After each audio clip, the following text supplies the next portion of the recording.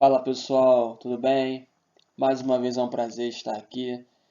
Meu nome é André, sou mediador de Geografia dos polos de Belford Roxo e Petrópolis e hoje iremos tratar a respeito da população brasileira, um tema bastante importante e que é uma continuação do tema que foi iniciado na semana passada. Beleza? Então vamos lá, vamos começar. O roteiro da nossa aula vai ser pautado da seguinte maneira: iremos falar sobre os povos formadores do Brasil, falar sobre essa grande miscigenação do povo brasileiro.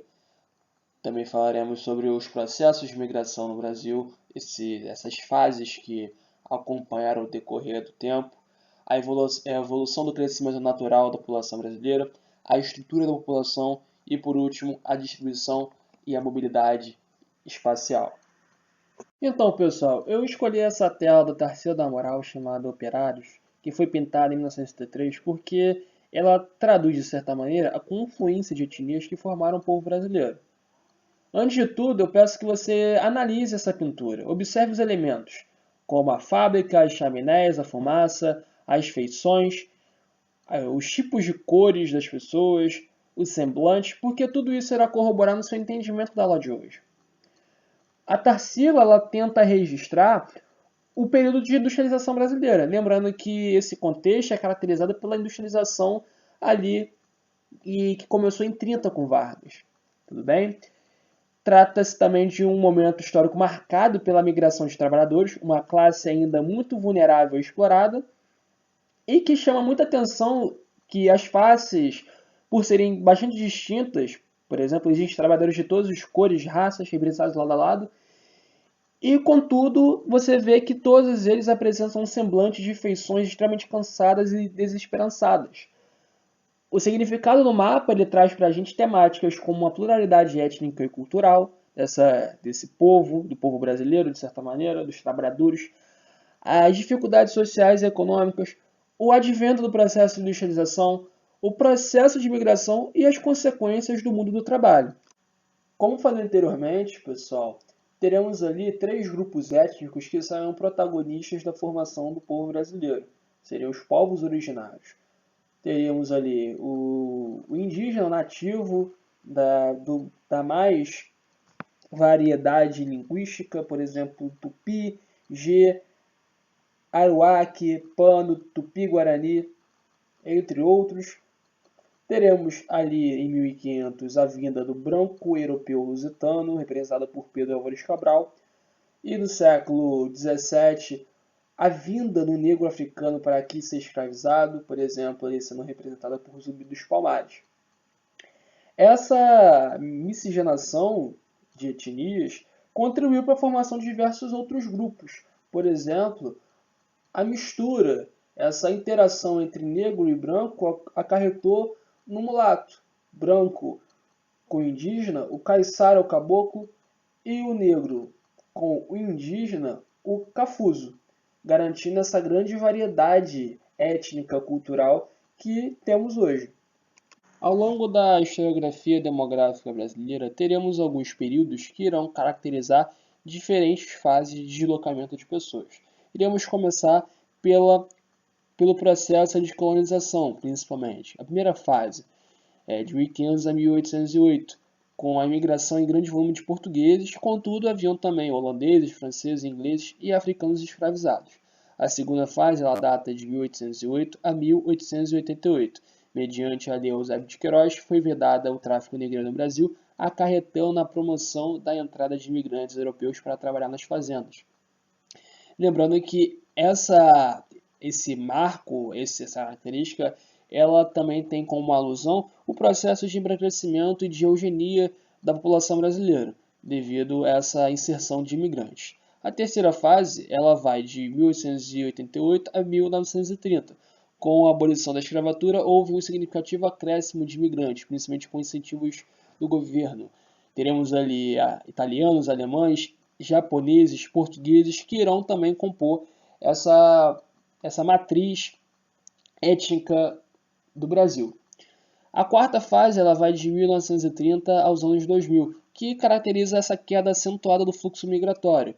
com exceção das décadas de 1950, após a Segunda Guerra Mundial, e 1970, com o Milagre Brasileiro, que caracteriza ali as grandes taxas de crescimento da história do Brasil.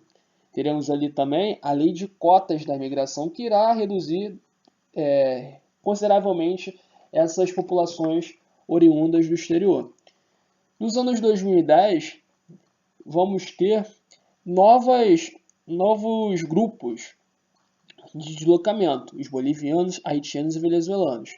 Cada país apresentará a sua particularidade, por exemplo, as condições socioeconômicas da Bolívia, os desastres naturais do Haiti, por exemplo, o terremoto, a estabilidade política e econômica da Venezuela podem ser descritos como os principais motivos desses fluxos migratórios.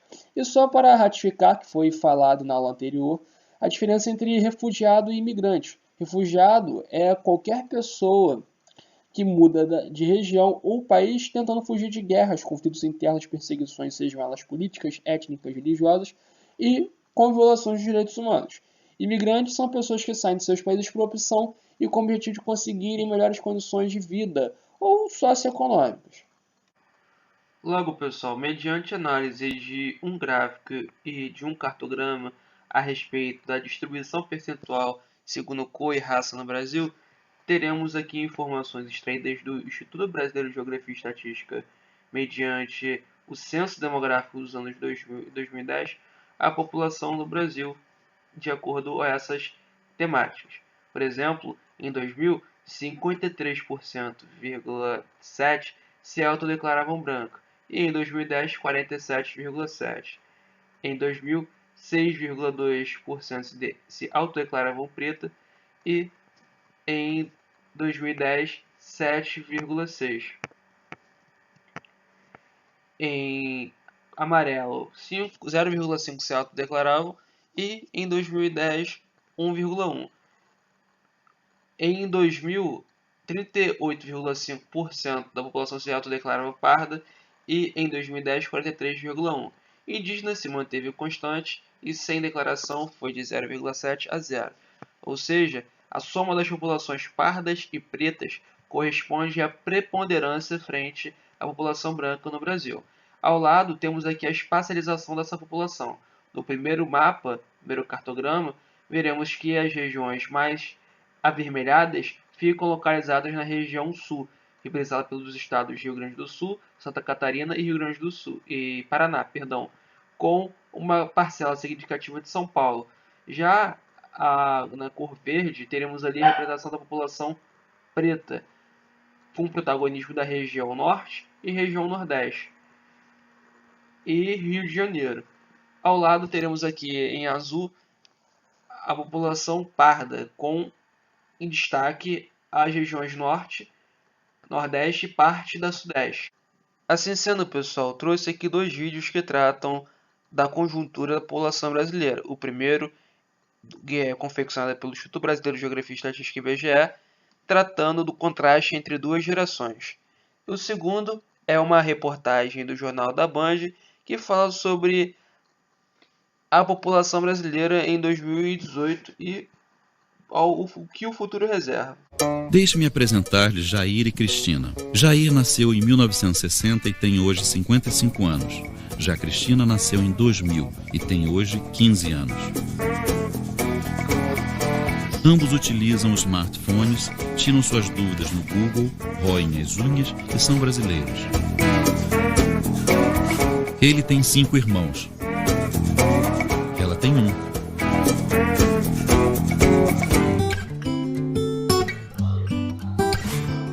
Jair e seus irmãos faziam parte de cerca de 70 milhões de brasileiros.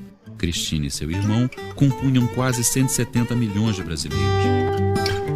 O vizinho de Jair tinha um Fusca. Em 1960 foram produzidos mais de 133 mil automóveis no Brasil. A temperatura média do planeta era de 13,92 graus. Cristina vai para a escola de ônibus. Em 2000, foram produzidos cerca de 1.600.000 automóveis no Brasil. A temperatura média do planeta era de 14,26 graus. Quando Jair fez 1 ano, seus pais comemoraram bastante. E deviam. Em 1960, a cada 1000 crianças nascidas, 124 morriam antes de completarem 1 ano. Ganhou um peão. Quando Cristina nasceu, a taxa de mortalidade infantil era menor. Ao fazer 1 ano, ganhou um ursinho de pelúcia. A avó de Jair morreu com 58 anos, cerca de 6 anos acima da esperança de vida da época. Ele ficou extremamente triste. O avô de Cristina morreu com 69 anos. Em 2000, a esperança de vida era de 70,4 anos. Ela ficou extremamente triste. Jair nasceu e viveu a maior parte da sua vida em área rural, assim como a maioria dos brasileiros em 1960. Quando criança, gostava de brincar no lago. Cristina nasceu e viveu em área urbana. Em 2000, a larga maioria dos brasileiros morava em áreas urbanas. Quando criança, gostava de ouvir seu pai contar histórias. Dos 6 irmãos, Jair foi o único que aprendeu a ler e escrever. Em 1960, muitos brasileiros eram analfabetos. A sua palavra favorita é pudim. Cristina sabe ler e escrever desde os 5 anos. Em 2000, menos de 1/6 dos brasileiros eram analfabetos. Sua palavra favorita é estetoscópio. Graças à sua capacidade de leitura, Jair pôde declamar um poema para Francisca, com quem casou. Tiveram 2 filhos, Jair Júnior e Cristina. Brasileira passou dos 208 milhões de habitantes. A estimativa do IBGE revela, porém, um crescimento tímido em relação ao ano passado. Somos 208.494.900 habitantes, quase 1.700.000 a mais do que no ano passado. Só para comparar, em 2001, o Brasil tinha pouco mais de 172 milhões de habitantes. E na Copa de 70, como cantava a famosa música, éramos 90 milhões em ação. São Paulo é o estado mais populoso, com 45 milhões e meio de moradores. Minas Gerais vem logo atrás, com 21 milhões, seguido pelo Rio de Janeiro, com pouco mais de 17 milhões. Já os 3 estados menos habitados ficam no norte. Acre, Amapá e Roraima têm menos de 1 milhão de habitantes cada. E os venezuelanos que atravessaram a fronteira já estão na conta do IBGE. Quase 50 milhões de brasileiros moram nas 27 capitais, 24% da população. São Paulo é a cidade mais populosa, com 12 milhões de pessoas. O Rio, com pouco mais de 6 milhões e meio, aparece a seguir. Brasília, Salvador e Fortaleza completam a lista das 5 primeiras. A cidade menos populosa é de Minas Gerais. Serra da Saudade tem apenas 786 moradores. E o futuro? O IBGE indica que a população vai continuar crescendo nos próximos anos, só que num ritmo cada vez menor. Em 2047, chegaremos a 233 milhões de habitantes. A partir de 2048, o número de brasileiros deve começar a diminuir. Mediante o recenseamento do território brasileiro, conseguimos aferir o quantitativo populacional a partir do final da segunda metade do século XIX.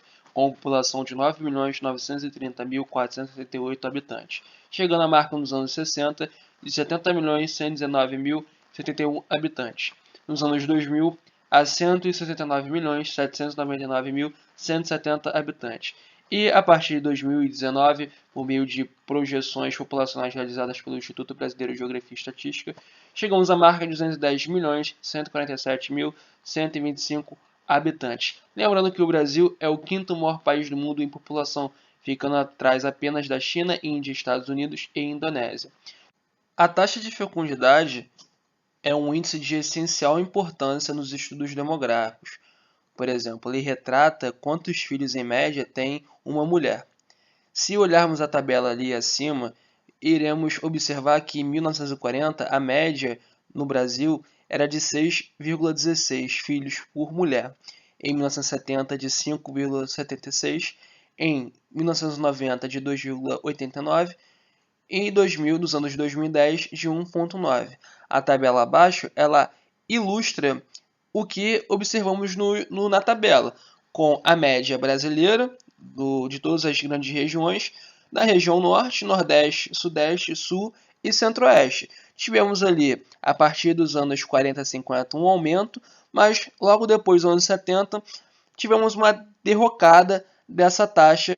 Assim sendo, pessoal, teremos características das famílias de diferentes épocas muito visíveis na sociedade. Por exemplo, as principais particularidades das famílias do século XX era que casamentos e uniões livres eram feitos em idade precoce, com 13, 14 anos, o que intensificava as taxas de fecundidade em mulheres. Necessidade de ter muitos filhos para ajudar nos trabalhos no campo, maior parte da população nesse período vivia no espaço rural, ausência de métodos contraceptivos, enraizamento de costumes conservadores e patriarcais, em que a mulher devia cuidar da família, da casa, carência de entretenimento audiovisual. E nos anos 2010 teremos uma inversão dessas características, que serão a inserção da mulher no mercado de trabalho, disseminação de métodos contraceptivos e educação sexual, avanço do processo de urbanização, preponderância da população no espaço urbano, planejamento familiar, aumento do grau de escolaridade da mulher e elevado custo de vida nas cidades. Apresentei aqui para vocês 4 modelos de pirâmides. Cada uma delas apresentará uma peculiaridade. Primeira, pirâmide jovem, base larga, indicando natalidade alta, e topo estreito, que aponta reduzida expectativa de vida. Essa pirâmide é típica de um país subdesenvolvido. Logo depois teremos a pirâmide adulta. Apresenta base larga, mas com tendência à diminuição, visto que há propensão a uma redução da taxa de natalidade. Topo e corpo da pirâmide aparecem mais largos, constatando o aumento da expectativa de vida. O corpo representa a população economicamente ativa. Essa é uma pirâmide típica de um país em desenvolvimento emergente. E a pirâmide envelhecida, que apresenta a base estreita, representando redução da natalidade, já seu topo é mais largo, indicando aumento da expectativa de vida. É típica de um país desenvolvido e que provavelmente enfrentará problemas de escassez de mão de obra, diminuição da população economicamente ativa ou idade ativa e com uma grande crise da previdência.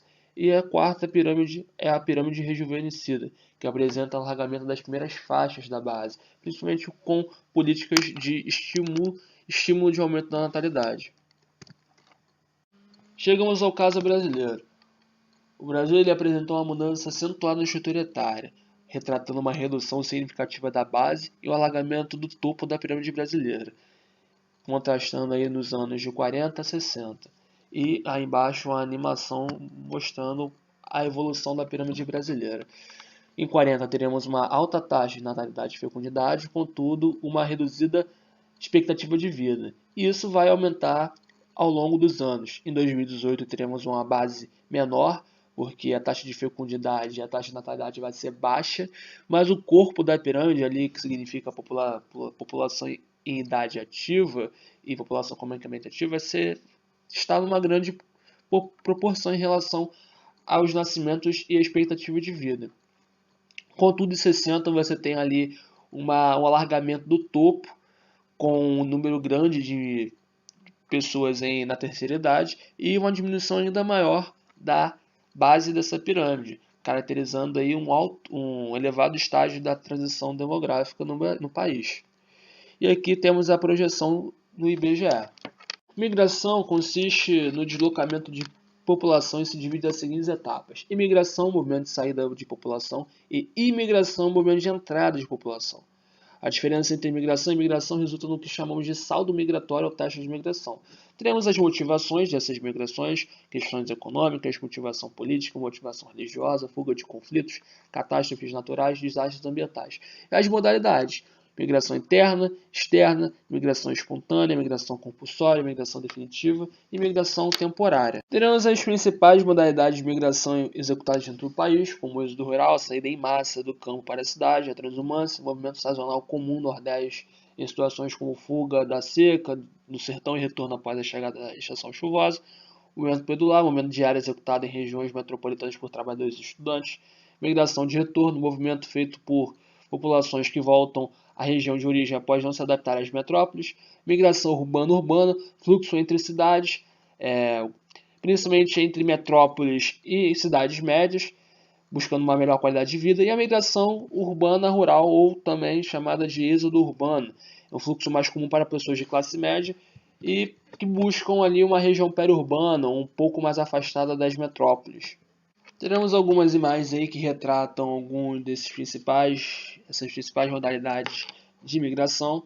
Por exemplo, a travessia do rio Pernambuco, representando a Transumância, a pintura do Porto Finale retirante, representando o êxodo rural, Ansiedade, liquidez, a foto aí desse fotógrafo Cadu, representando o movimento pendular, Cabo Frio, representando a migração urbana-urbana, De Volta para Meu Aconchego, o programa do Gugu Liberato, ou De Volta para Minha Terra, representando a migração de retorno, e essas construções aí no município de Petrópolis, mais precisamente Itaipava, representando essa migração urbana-rural ou êxodo urbano. Por último, teremos a distribuição da população brasileira conforme aí nesse mapa. Veremos que o país é um país populoso, porém não é um país totalmente povoado. Isso é acarretado devido a fatores históricos, como colonização, naturais como relevo e outros biomas, econômicos como privilegiando a região sudeste, questão de industrialização, políticos e sociais, uma concentração populacional na faixa litorânea, se podemos observar ali as principais cidades estão nessa região, a hierarquia e redes urbanas concentrando aí a população e uma importância em cidades, e um fenômeno mais recente, a concentração e desconcentração industrial acarretando no crescimento das cidades médias. Teremos aí 5 grandes regiões em densidade demográfica: Sudeste, Sul, Nordeste, Centro-Oeste e Norte, cada um com as suas expertises, e ao lado teremos aí o crescimento das cidades ao longo dos anos. Então, pessoal, é isso. Espero que vocês tenham gostado e até a próxima.